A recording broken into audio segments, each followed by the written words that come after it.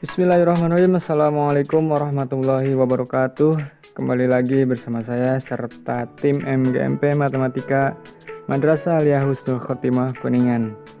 Puji syukur kita panjatkan kehadirat Allah Subhanahu wa Ta'ala yang telah memberi kita segala nikmat, baik nikmat jasmani maupun nikmat rohani.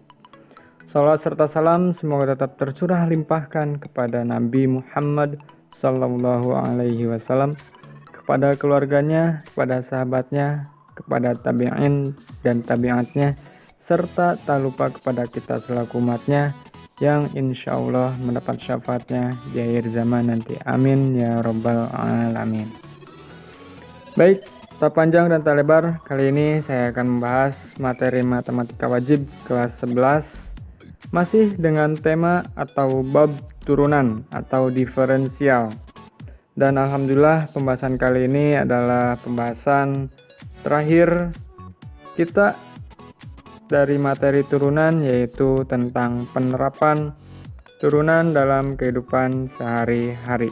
Seperti itu ya.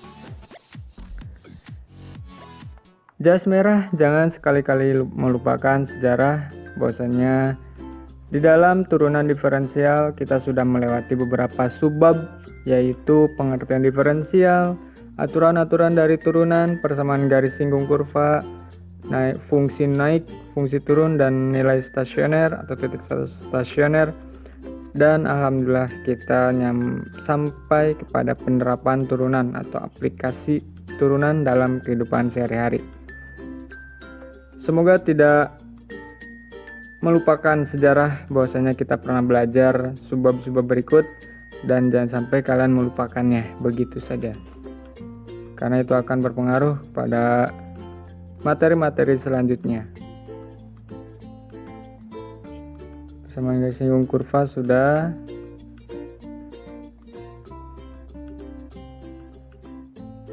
Fungsi naik, fungsi turun sudah kemarin ya.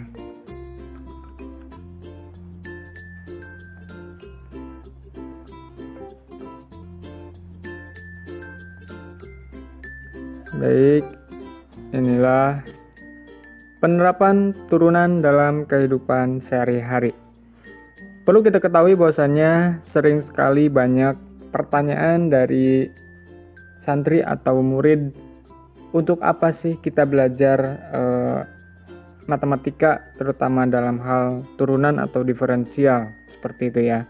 Mungkin ini akan menjawab beberapa atau mungkin semua siswa atau santri yang menanyakan fungsi dari pembelajaran matematika dan fungsi dari bab turunan tersebut. Banyak persoalan yang berkaitan dengan penentuan nilai maksimum ataupun minimum. Misalnya, dalam suatu manajemen perusahaan selalu berkepentingan untuk mencari biaya produksi minimum ataupun keuntungan yang maksimum. Seperti itu. Pasti ya, sebuah perusahaan itu akan mencari produksi yang minimum serta keuntungan yang maksimum. Bahkan di semua kegiatan kita ya sehari-hari.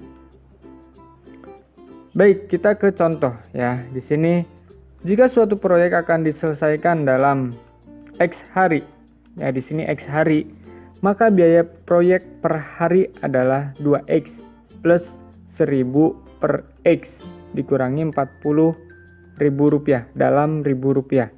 Tentukanlah biaya minimum proyek.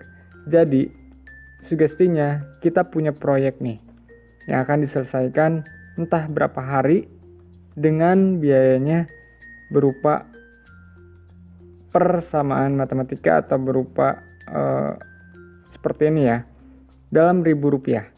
Tentukanlah biaya minimum proyek. Pasti dong ketika kita punya proyek ingin selesai cepat namun biaya minimum. Nah, bagaimana caranya? Berapa harikah dan berapa biaya minimumkah yang kita keluarkan? Biaya produksi atau proyek adalah banyaknya hari kerja dikali biaya. Otomatis ya.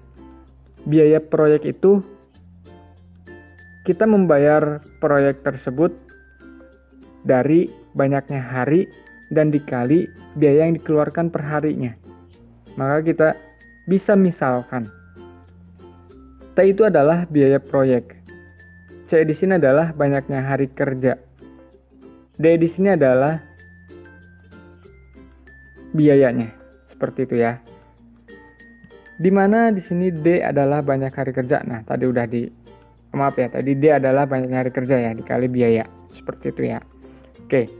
Dalam persamaan di sini T atau biaya proyek itu adalah 2X plus 1000 per X dikurangi 40 dikali D-nya banyaknya hari X ya.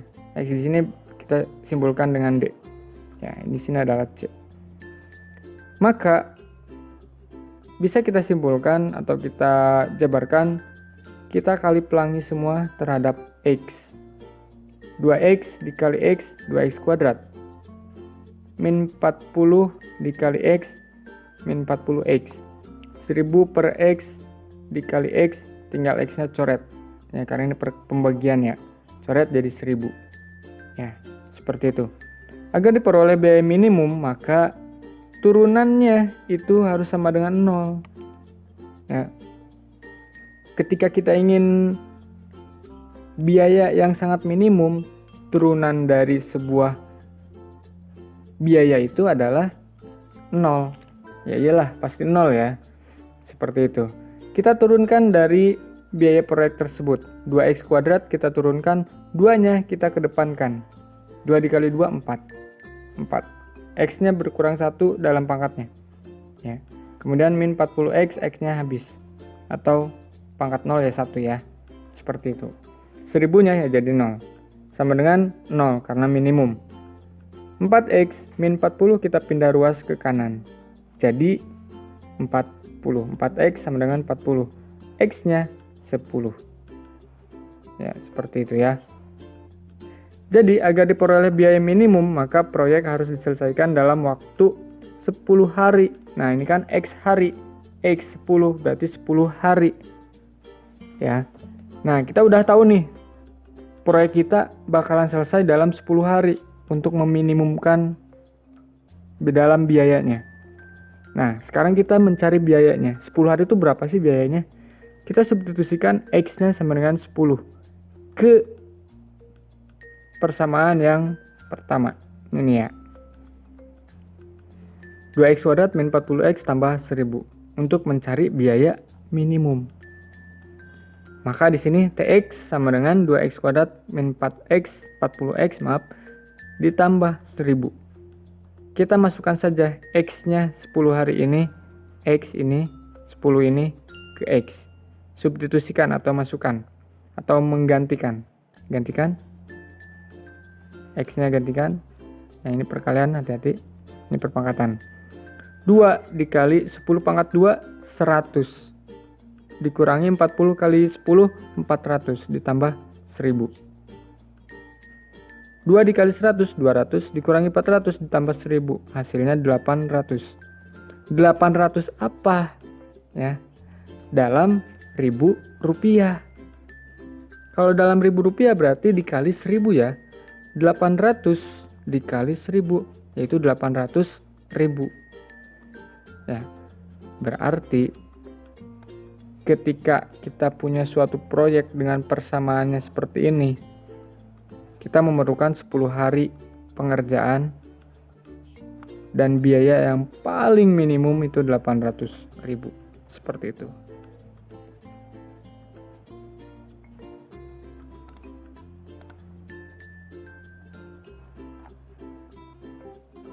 Nah, itu ya, seperti itu ya.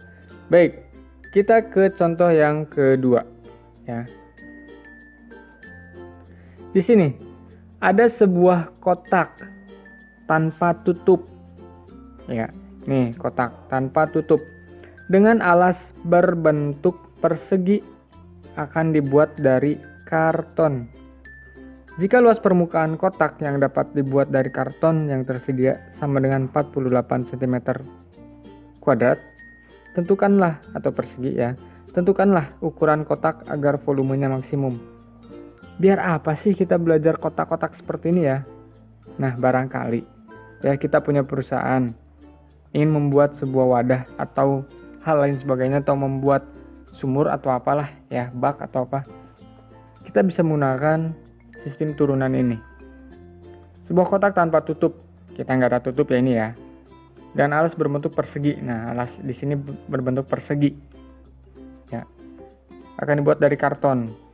Ini tuh dari karton semua. Jika luas permukaan kotak berarti semua luasnya 48 cm persegi. Tentukanlah ukuran kotak agar volumenya maksimum. Yang kita ingin ketahui itu adalah ukuran kotak.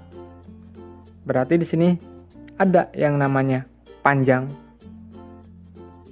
dan ada yang namanya tinggi. Nah, di sini kotak itu kita nggak tahu kotaknya itu persegi atau persegi panjangnya. Intinya persegi. Seperti itu ya. Persegi 4 ya. Oke. Jadi kita ingin mengetahui panjang sisinya berapa.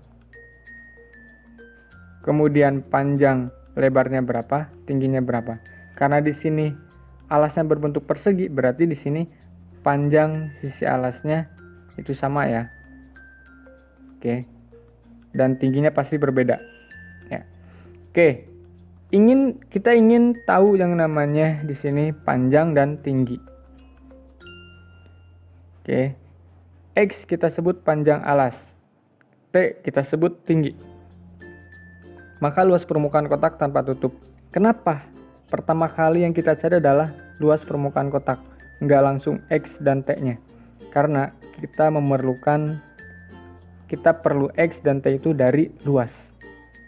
Dan yang diketahui di sini adalah luas. Maka awal yang harus kita lakukan adalah dari luas.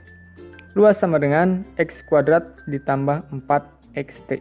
Nah, ingat-ingat kembali bahwasannya luas itu, rumus dari luas permukaan itu adalah dalam persegi panjang ya. Harus tahu seperti itu ya. X kuadrat untuk luas alas ya, tambah 4XT. Ini untuk banyaknya persegi, X-nya panjang, ada tingginya. Berarti yang ini kita mencari yang sisi-sisi yang ininya ya, ada 4. Kalau alas kan udah X kuadrat ya, atau X dikali X, sisi kali sisi. Sekarang kita mencari ditambah 4XT. Ada 4 sisi ya, ada 4 panjang, X itu panjang, ini 4 panjang, dan ada tingginya ya, hati-hati. Seperti itu ya, itu luas. Luas itu 48 cm. 48 X kuadrat plus 4XT. Oke. Kita di sini ada X dan ada T. Kita berangkat dari T dulu. Ya. Yang mudah. Ya, tidak ada pangkat atau tidak ada teman lainnya. T di sini sama dengan 48 dikurangi X kuadrat. Nah, dari mana di sini? Kok bisa seperti ini? Nah, X kuadratnya kita sisakan T ya, sebelah kanan dulu nih. X kuadratnya pindah ke kiri. Jadi negatif X kuadrat tuh ya. Kemudian 4X-nya pindah ruas ke kiri juga. Ya, karena kan ini udah pindah nih. Ini juga harus pindah. Bagi 4X. Ya. Maaf, ini dikali ya. Seperti itu ya. Tambah benar. Oke. Sama dengan 12 per X. Ini perkalian ya, jadi di bawah ya. 4X ini di bawah karena perkalian. Oke, kalau ini kan penjumlahan nih. Jadi pengurangan. Sama dengan 12 per X dikurangi 1 per 4X. Dari mana lagi ini 12 per X? Kita 4X ini di sini milik 48 dan milik negatif X kuadrat. Oke, 48 bagi 4X, masing-masing bagi 4, 12. 4 bagi 4, 1. Berarti 12 per 1, sisa X, 1X. Dikurangi, ini misah ya. Negatif X kuadrat dibagi 4X. Ya. Berarti di sini negatif 1, di sini ada koefisien 1 ya, 1/4 karena tidak bisa diperkecil lagi. X kuadrat dan di bawah ada X. Berarti di sini kurangi 1, di sini kurangi 1. X kurangi 1 berarti X. Pangkat X-nya kurangi 1, 0. Ya berarti X pangkat 0, 1 ya. 4 kali 1 ya. Bilangin itu sendiri ya. Atau X-nya berkurang 1 aja. Seperti itu. Ya. Maka kita cari volume yang maksimum. Tentukan ukuran kotak agar volumenya maksimum. Ya berarti kita cari volume. Tadi udah luas permukaan. Sekarang kita ke volume. X kuadrat kali T atau ya seperti itu ya. Sisi kali tinggi. Ya. X kuadrat T-nya kita udah tahu. 12 per X min 1/4 X. Masukkan T-nya, ganti T-nya. Ya. Kali pelangi atau kali silang atau apa ya namanya? Kali pelangi lah. X kuadrat kali 12 X kuadrat dibagi X. X-nya berkurang 1 nih. Berarti 12 X. X kuadrat dikali negatif 1/4 X, berarti di sini perkalian, pangkatnya jadi jumlah. Kalau pembagian pangkatnya berkurang 1. Kalau penjumlahan berjumlah. Kalau perkalian berarti pangkatnya naik ya, berjumlah. X kuadrat dengan X jadi X pangkat 3 min 1/4 X pangkat 3. Itu volumenya. Ya. Ingat, kita sedang belajar turunan. Kita ingin mencari X. Ya, kita mencari X. Di sini volume maksimum terjadi ketika turunannya itu sama dengan 0. Kita ingin maksimum ya, volume yang maksimum. Ya. Volume maksimum. Beda lagi dengan tadi ya. Produksi dan sebagainya lah ya. Sama dengan 0, kita sama dengan 0 kan. Begitu. Yang tadi juga sama dengan 0 kan ya. 12 min 3/4 X kuadrat sama dengan 0. Turunan dari volume kan 12X itu adalah 12. Turunan dari min 1/4 X pangkat 3 adalah 3-nya ke depan kan, jadi 3 dikali 1, 3. 3/4 X-nya berkurang 1 pangkat 2. Min 3/4 X pangkat 2 sama dengan 0 kan. 12-nya pindah ruas atau yang 3/4-nya pindah ruas, negatif jadi positif. Ini sama aja ya, nanti tinggal ditukar kanan kiri ya. 3/4 X kuadrat sama dengan 12. Maka X kuadrat sama dengan 16 dari mana? Yaitu 12 dibagi 3/4. 12 dikali 4. Atau di sini kalau misalkan perperan seperti ini, untuk pindah ruasnya 12 dikali 4/3. 12 bagi 3 ya, 4 kali 4 16. Seperti itu. Karena masih dalam perpangkatan, X sama dengan 4 cm. X itu apa? Panjang alas, panjang sisi alas. Berarti ini panjang sisi alasnya. Ya. Panjang sisi alasnya 4 cm. Sekarang kita mau mencari tingginya. Tadi kan masih dalam bentuk persamaan seperti ini ya tingginya ya. Ya sudah, kita sudah dapat X dari volume tadi. Langkah selanjutnya, kita substitusikan X sama dengan 4 ini ke persamaan tinggi 12 per X min 1/4 X. Jadi, T di sini adalah 12 per X dikurangi 1/4 X. X-nya ganti dengan 4. 4. 12 bagi 4, 3. 1/4 dikali 4, 1. Maka tingginya 3 dikurangi 1, 2 cm.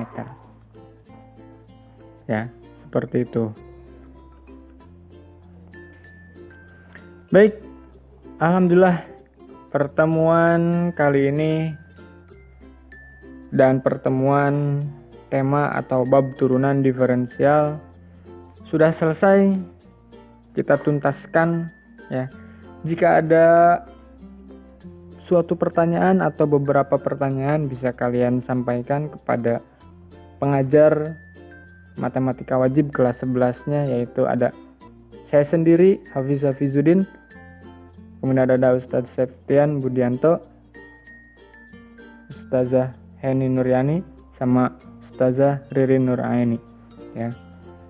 Baik, kami dari tim MGMP Matematika MA Husnul Khotimah Kuningan ya. Selesaikan apa yang sudah Anda mulai. Susah dan menyerah adalah kata seorang pecundang, gagal adalah kesuksesan yang tertunda. Jadi jangan sampai kalian ketika memulai kalian tidak menyelesaikannya. Jangan pernah ada kata susah dan menyerah. Dan ketika Anda gagal, itu adalah kesuksesan yang tertunda. So, matematika is easy. You can do it. Oke. Sekian dari saya dalam menyampaikan materi. Maaf jika ada suatu kata-kata yang salah atau perbuatan yang salah atau pembahasan yang salah. Mohon dimaafkan, maklum. Ya. Baik, pertemuan selanjutnya kita akan mengadakan suatu evaluasi, yaitu ulangan harian tentang turunan dan diferensial. Maka daripada itu, jas merah jangan sekali-kali melupakan sejarah ya. Dan sekali-kali melupakan sejarah. Pelajari apa yang sudah Anda pelajari, dan kita sudah menyelesaikan apa yang kita sudah mulai ya. Semoga kalian diberikan kemudahan di dalam bulan suci Ramadan ini ya. Tidak menutup kemungkinan kita bisa lebih semangat. Justru dengan adanya bulan suci Ramadan ini, puasa sambil belajar suatu hal yang luar biasa. Ganjarannya tidak ada bandingannya, pahalanya sangat luar biasa. Baik, syukran, jazakumullahu khairan pada semuanya. Semoga bulan suci Ramadan ini kita bisa menyelesaikan apa yang kita sudah mulai. Syukran, assalamualaikum warahmatullahi wabarakatuh.